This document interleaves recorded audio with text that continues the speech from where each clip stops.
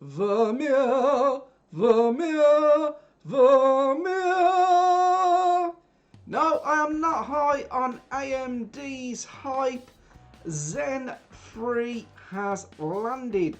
And as of yesterday, the 8th of October, if you missed AMD's live stream that is available to watch on their YouTube channel, I suggest you go and do that. Because when Zen launched back in 2017, I got on the AMD hype train, and AMD promised everyone that generationally the processors would leap in IPC performance. Now, back when I got my first Zen processor, I had just come from an AMD Phenom 2 quad-core, the 965 Black Edition. And at that time, Intel absolutely wiped the floor with it. And from that time forward, Intel has always had a slightest upper hand on AMD. But the time has come where AMD has finally aged like fine wine. From what we are seeing, AMD is now crushed Intel in single-threaded performance, in multi-threaded performance, and more importantly to you guys and the people that follow this channel, gaming threaded performance. Now, the IPC uplift from the Zen 2 CPUs, the 3000 generation, is said to be 19%. So the CPUs are still on 7nm. The highest core count that we officially know at this moment is going to be 16 cores and 32 threads, and that's going to have an insane boost frequency of up to 4.9 gigahertz. It sounds like a bloody UK broadband claim. It's still going to be on the AM4 socket, and support is going to be for the 400 and 500 series motherboards. So there has been some mutterings the other day that maybe some 300 series motherboards would be supported with a holy beta BIOS, but that may not come to fruition. And to be honest, because the chiplet in the 5000 series, the Zen 3, is going to be very similar based, it's a new architecture, but it's based around, but it's still based around the 3000 series. If, like me, you're upgrading from first generation Ryzen, any of the first gen chipsets, you're going to have to buy a new motherboard. And just before we go off on about upgrading your PC, just want to mention that Big Navi was also thrown into there, and it's exciting because it is going to be competitive, if not browbeat Nvidia. So keep your eyes open for that. Just hold off on buying a graphics card, because AMD might not have just give Intel a slap, but they might be taking that back slap to Nvidia. Let's not get overhyped, but it's looking very, very promising. Now, like me, if you're going to be upgrading your systems, you're going to be looking for a new motherboard.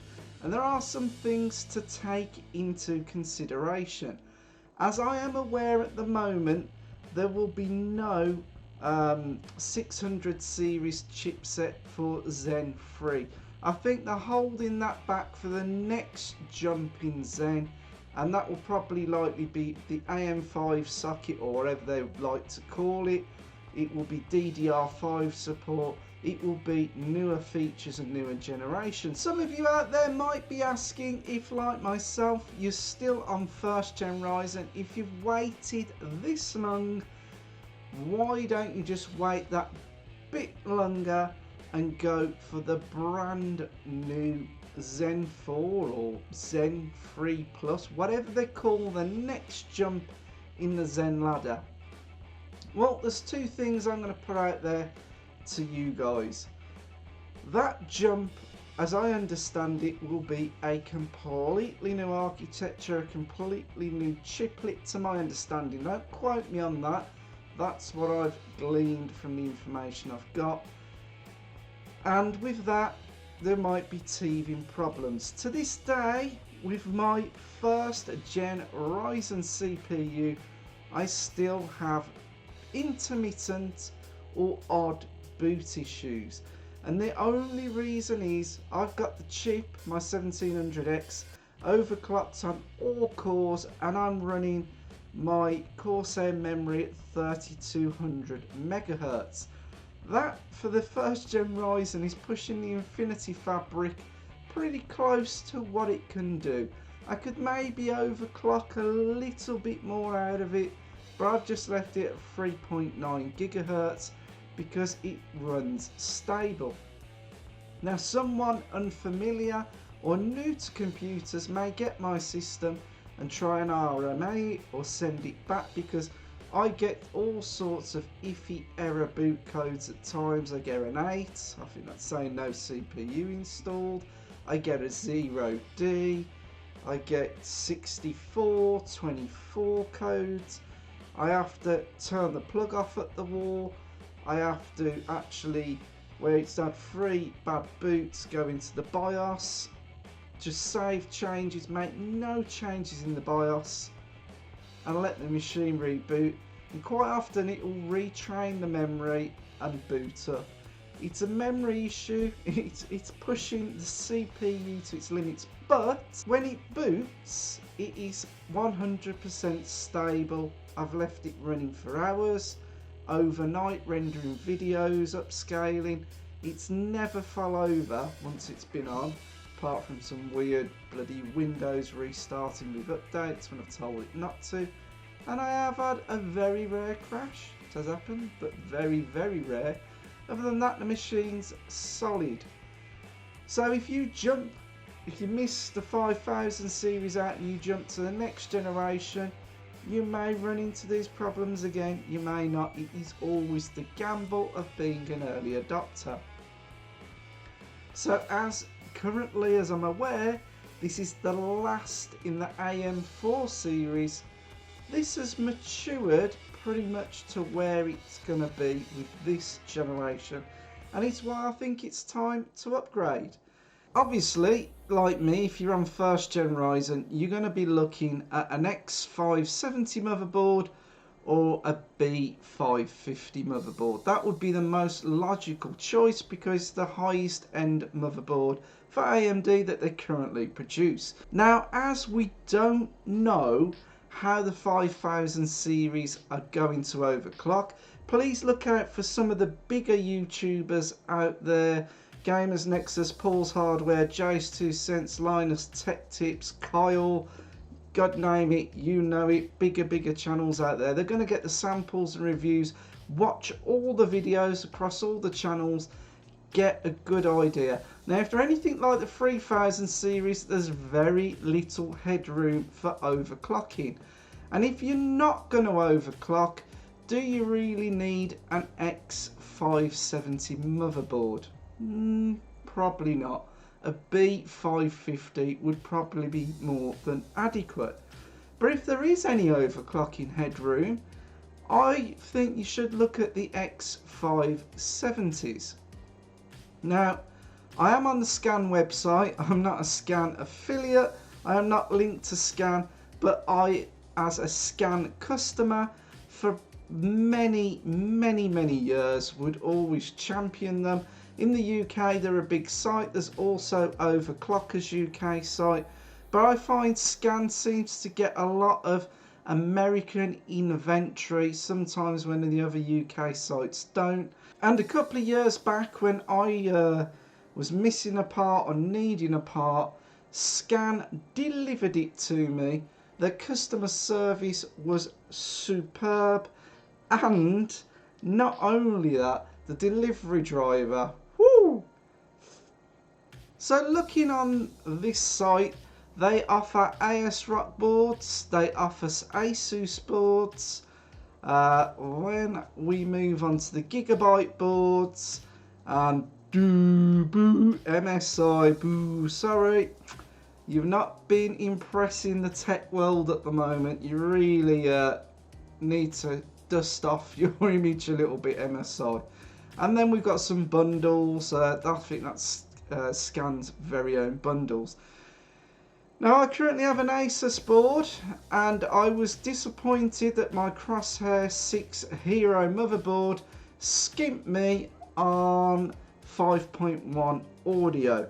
I can get 5.1 audio passed through to my AV receiver, but because of whatever the licensing was, I can't remember now, Asus chimped me out on 5.1 audio. So I did say, and as some of the key people from Asus moved to Gigabyte, I'd be looking at a Gigabyte motherboard.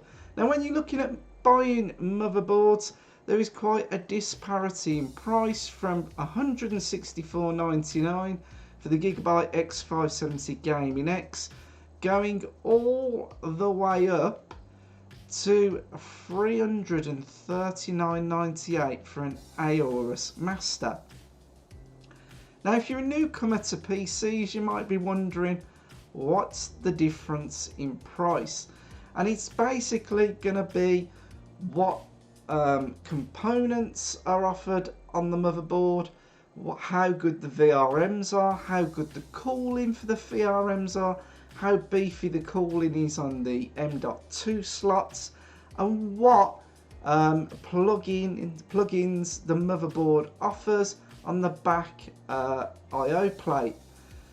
Now I was looking through this yesterday, and if we jump on here, I'm just going to bring that up. We're going to zoom in on that.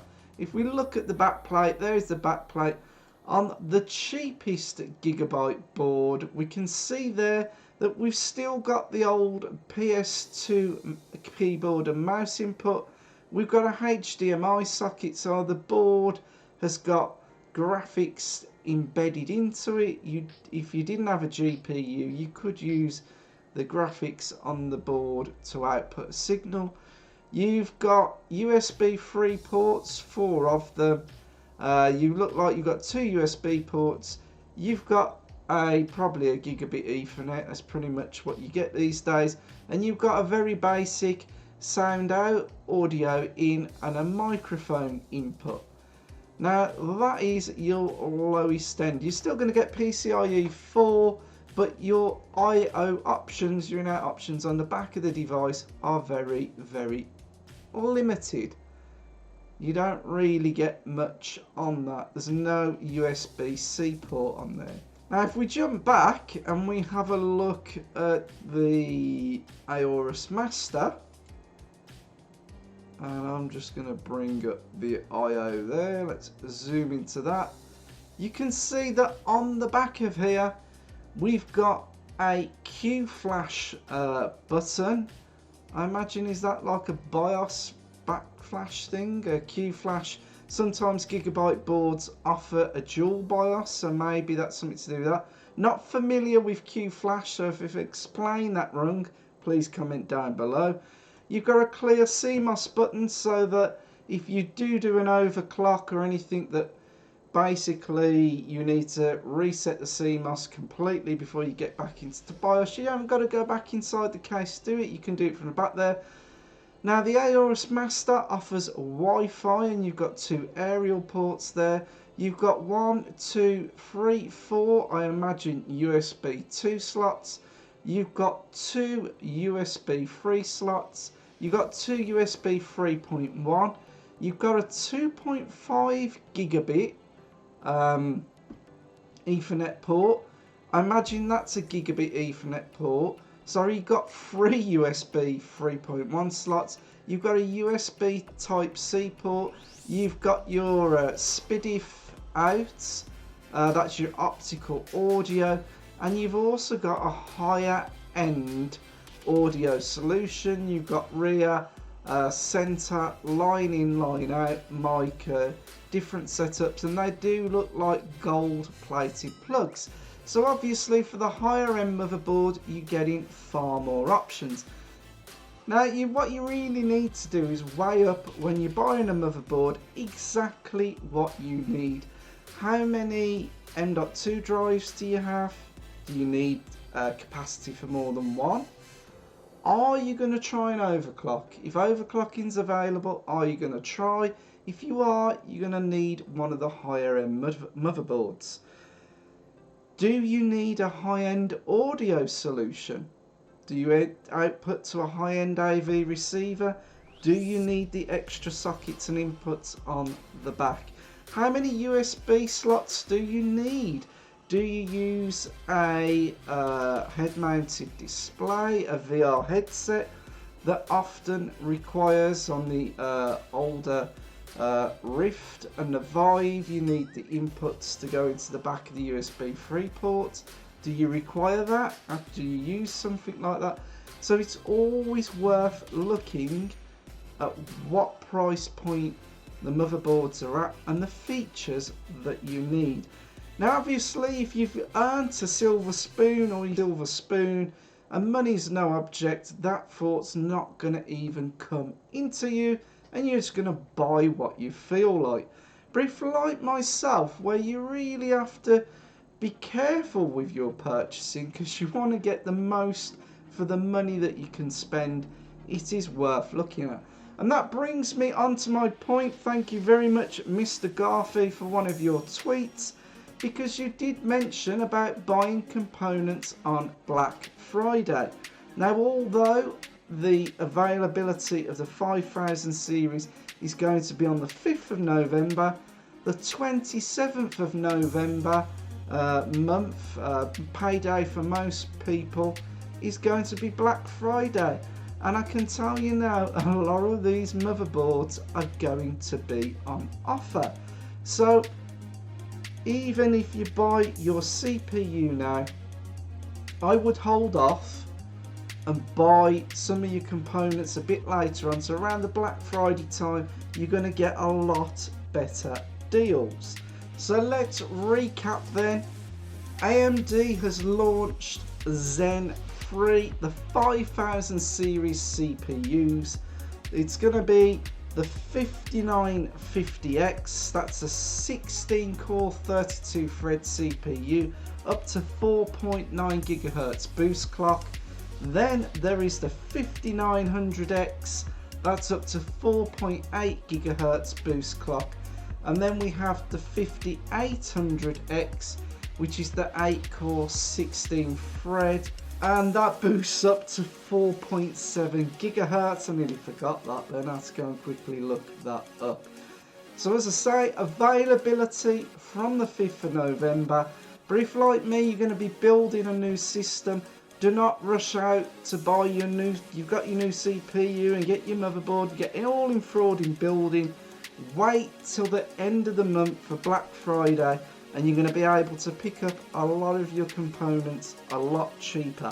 Not only that, on the 28th of October, AMD are also going to do their next keynote, and that's going to be for the big Navi GPUs.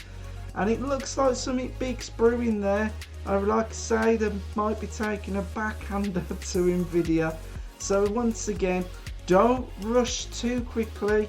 Get your CPU while there's stock, because eventually there might be a shortage. There might be a lot of stock at initial launch, but if you leave it too long, give me a I would buy your CPU, buy your motherboard and things in Black Friday, and then build to enjoy for Christmas.